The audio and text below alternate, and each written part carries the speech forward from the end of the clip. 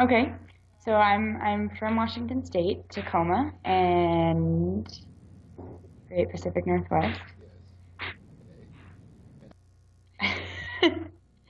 I've been living in Panama, living between Panama and New Orleans over the last 5 years, where in New Orleans I worked as a translator and sort of like a community outreach person, health clinic that served people without medical insurance.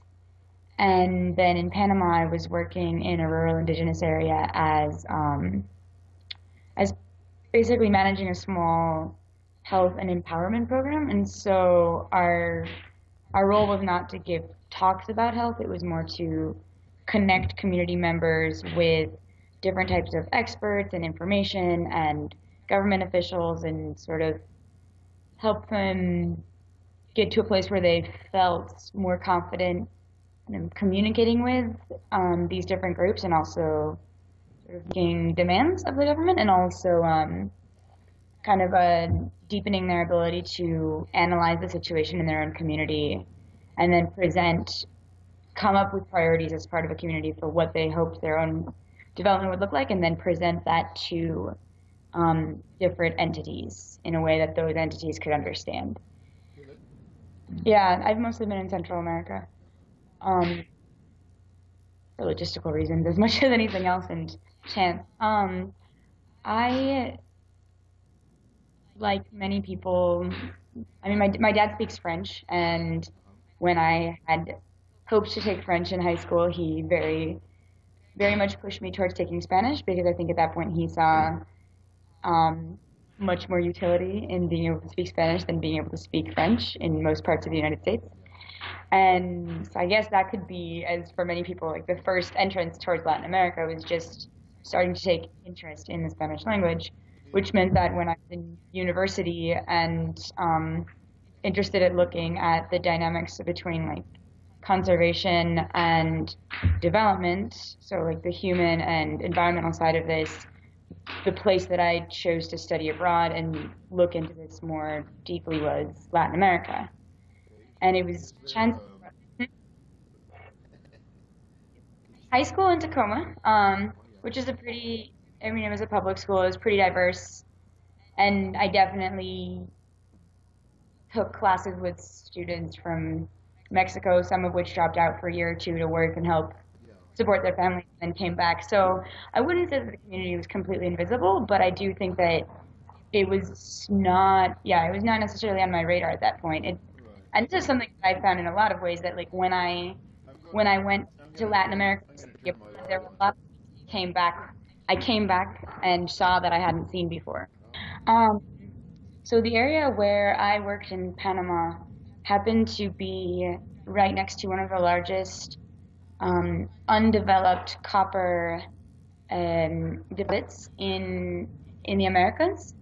And during the time that I was living there, during the 2, 3 years that I was living there, it became an area of high levels of conflict around the government's proposal to start developing this mine, and also a number of hydroelectric dams in the region. And I was in the middle of and saw firsthand both how different organizations came in with their priorities, how badly information seemed to arrive, or how biased it seemed to arrive, and also how little sort of the community's right to information and then to come to their own decisions about what their development should look like and what their community should look like was taken into account.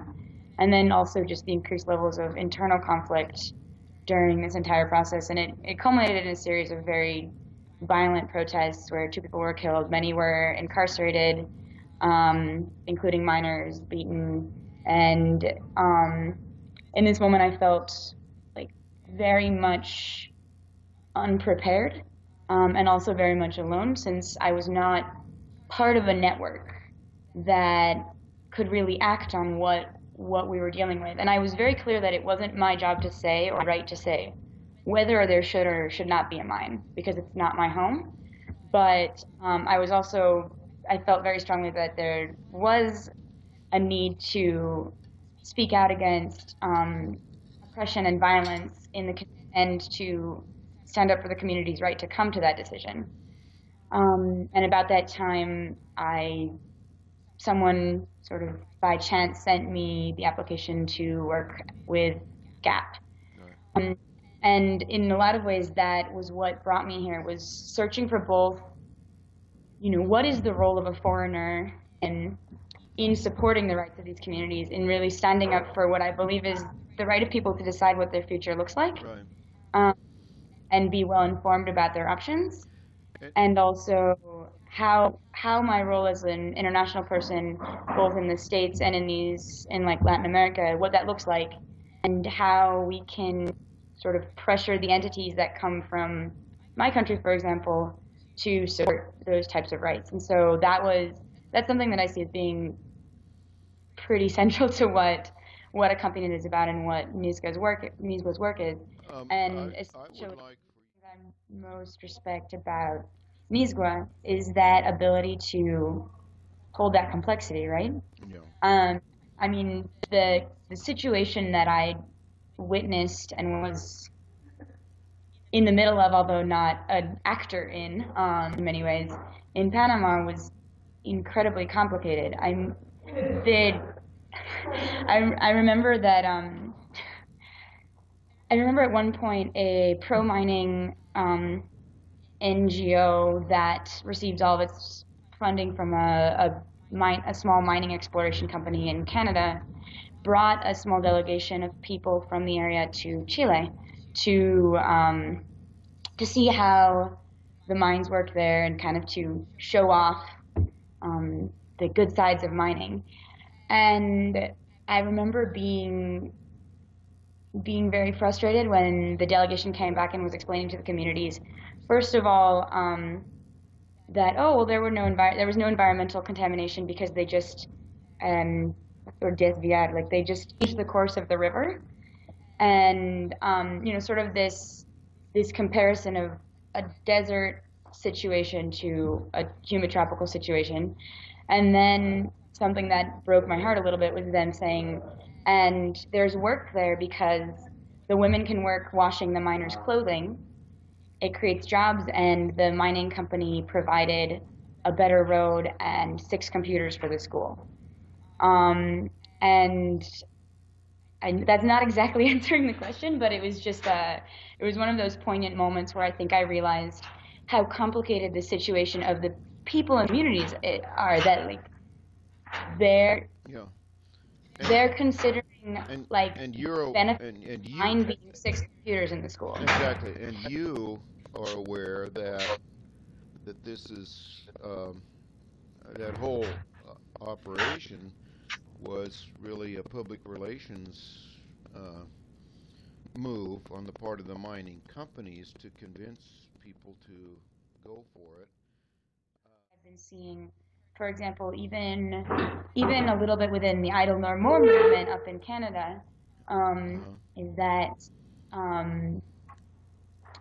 is um, that this idea of, or with like the Cherokees in when they were in Georgia, this idea of, okay, so does a group that has been ignored as far as infrastructure is concerned, um, do they then, by the government, do they then take over these types of operations to create wealth for themselves, or do they opt for a different way of creating a lifestyle? And I think that's a big conflict that we're seeing in a lot of different parts, Well, at least of the Americas, if not the world right now, is this conflict, because I know that a lot of the people who in the area who decided that they were in favor of looking at the possibility of mining were interested in the idea of getting 50% of the rights, or only a mine if we get a large part of that to then manage for our own development.